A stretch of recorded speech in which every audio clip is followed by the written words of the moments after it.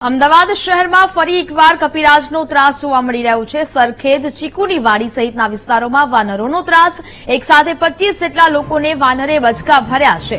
વાનરોના ત્રાસ અંગે અનેક રજૂઆત છતાં કોઈ જ કાર્યવાહી નથી થતી। ફોરેસ્ટ વિભાગે ઉડાઈ જવાબ આપતું હોવાનો પણ આક્ષેપ છે તે સ્થાનિકો દ્વારા કરવામાં આવ્યો છે। અવારનવાર ફોરેસ્ટ વિભાગને જાણ પણ કરવામાં આવી છે, છતાં પણ કોઈ કાર્યવાહી નથી કરવામાં આવતી અને ફોરેસ્ટ વિભાગ દ્વારા ઉડાઉ જવાબ આપતા હોવાનું પણ સ્થાનિકો હાલ તો આક્ષેપ કરી રહ્યા છે।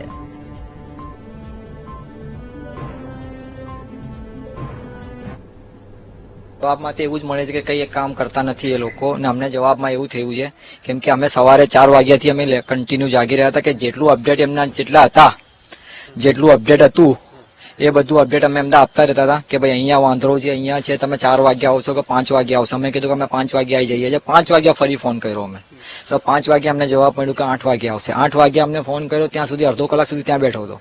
એના પછી જે અમે સ્થાનિક લોકો જે પાછળ રહેતા હતા એ ઘરની વાહે જતો રહ્યો। અમે ત્યાં ગયા તો ઘરની વાહે એમને બતાવ્યું કે ભાઈ અહીંયા છે। આ લોકો ટીમ લઈને આયા જ નથી, કેમ કે 2 જણા આયા છે, ખાલી હાથે આયા છે અને ખાલી ગાડી લઈને આયા છે।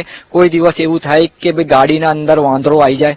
તમે આ સુધી કોઈ દિવસ જોયો છે કે ગાડીના અંદર કઈ પણ નથી લાયા? કઈ કશું નથી લાયા, કઈ નેટે નથી, કઈ વસ્તુ જ નથી એમના જોડે। છેલ્લા ઘણા સમયથી આ વાંદરાનું ત્રાસ વધી ગયું છે।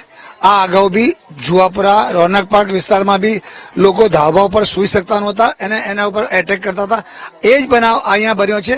વારંવાર સરકારી તંત્રને રજૂઆત કરવા છતાં કંઈક ને કંઈક વાંદરો આમથી તેમ થઈ જાય છે, એમના સકંજામાં આવતા નથી।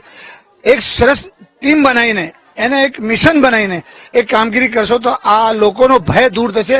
આજે લોકો ભયના મારે તમે જોઈ શકો છો શું દશા છે, શું હાલત છે।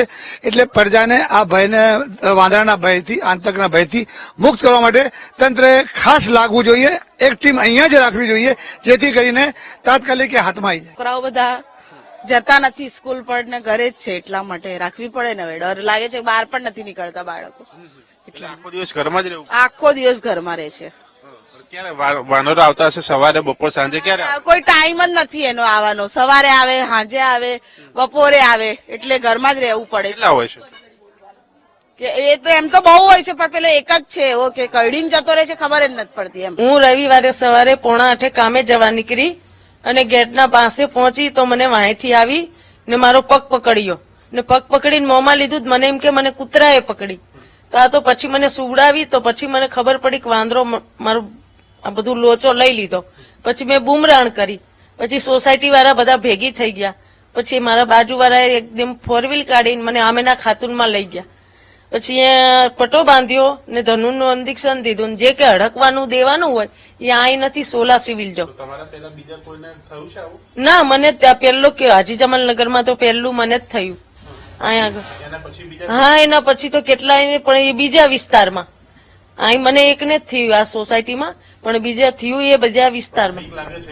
બહુ બાપા, વાંદરા આ મારો સીન તો કોઈ નથી જોવાતો જ નહોતો।